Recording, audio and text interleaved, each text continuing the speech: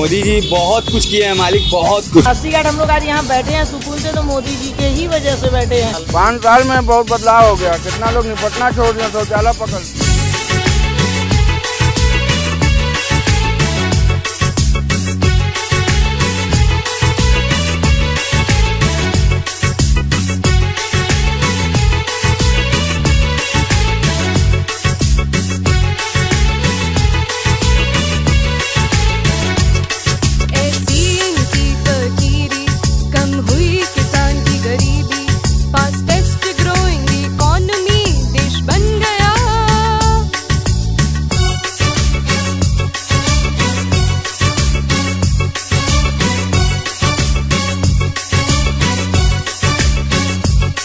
नारी का जोश बढ़ाया, उन पे अपराध घटाया, सही मायनों में एम्पावर्ड बनाया।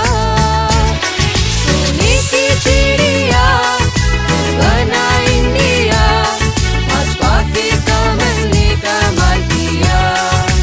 ओ पहला वोट देना, पूरा सपोर्ट देना, मोदी को ही वोट देना।